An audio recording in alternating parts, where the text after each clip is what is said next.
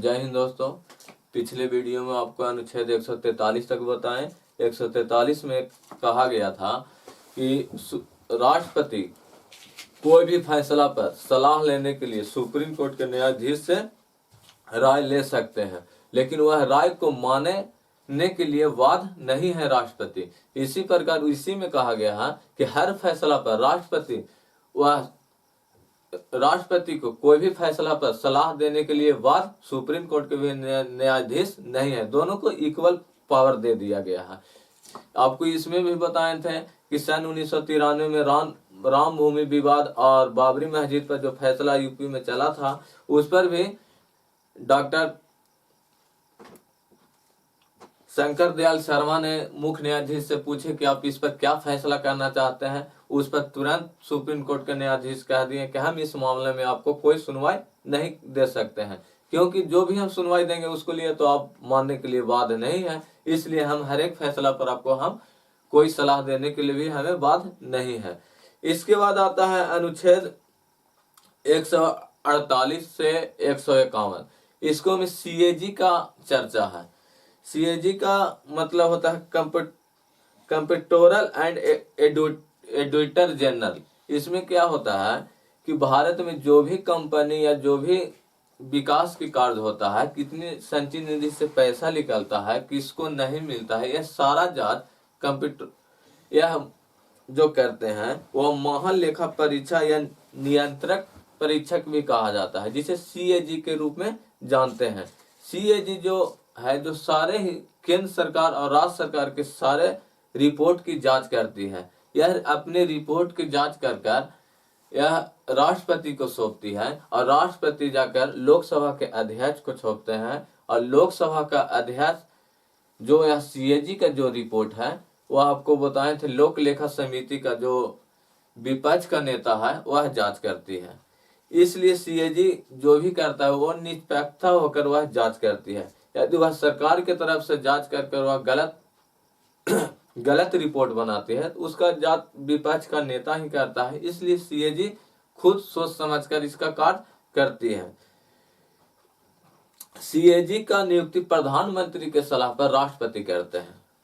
CAG का नियुक्ति जो करते हैं वह प्रधानमंत्री सलाह देते हैं कि आप इस व्यक्ति को नियुक्त कर लीजिए सीएजी के रूप में, और उस पर राष्ट्रपति नियुक्त करते हैं और राष्ट्रपति इन्हें शपथ भी दिलाते हैं और राष्ट्रपति को ही सीएजी त्याग पत्र देता है। और ऐसा नहीं है कि सीएजी को नियुक्त कर दिया गया और कल निकाल दिया गया, ऐसा बात नहीं है कि रिपोर्ट गलत बना दिया, मेरे पक्ष में नहीं बना। इसके लिए संसद में महाभियोग लगाया जाता है। यह राष्ट्रपति के प्रसाद पर्यंत नहीं है।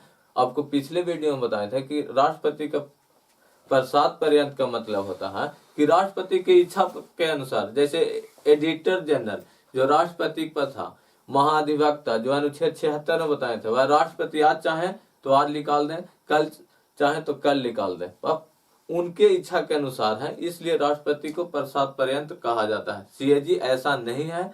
यह पद जो है, इसी में अंबेडकर साहब ने बोला था, एक कागजाई शेर के रूप में अंबेडकर साहब ने सीएजी को कहा था। यह कागजी शेर है जो सारे ही रिपोर्ट की जांच करती है। कौन सा कंपनी टैक्स दे नहीं रही है, कौन सा कंपनी जीएसटी बराबर से भर नहीं रहा, कितना माल आ रहा है, कितना माल जा रहा है, इसका रिपोर्ट अगर गलत सीएजी को पता चलेगा तो वहीं पर कंपनी सील कर देती है। चाहे वह सरकारी कंपनी हो, चाहे वह प्राइवेट कंपनी हो, चाहे वह केंद्र सरकार की कोई कंपनी हो, चाहे वह राज्य सरकार की कोई कंपनी हो, वह सारा रिपोर्ट सीएजी ही जांच करता है।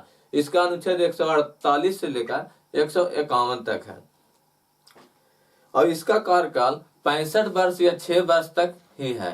जो सीएजी का जो कार्यकाल होता है यह 65 वर्ष या 6 वर्ष तक ही होता है।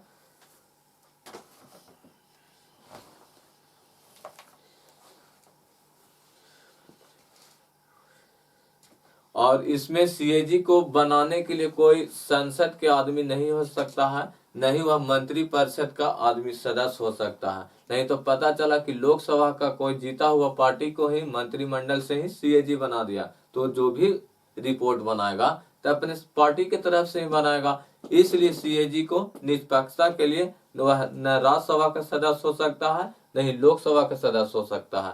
वह बाहरी आदमी होता है, इसलिए सीएजी बनाया जाता है।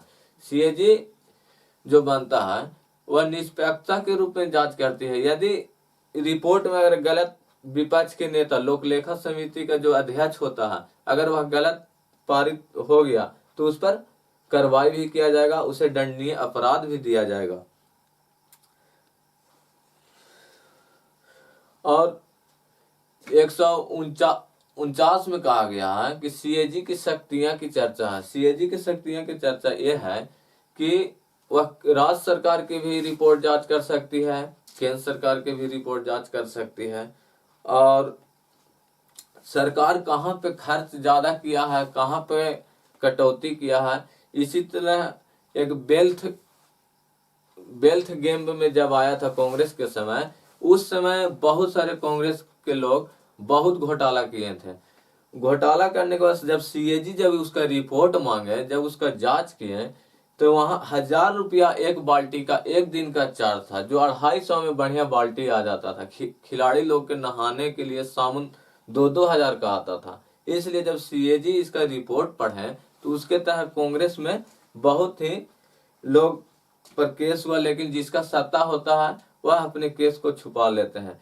आप एक बात मान लीजिए, जब सत्ता बहुमत की होगी तो वहां पे आप एक से एक कानून बनाया जाएगा। जैसे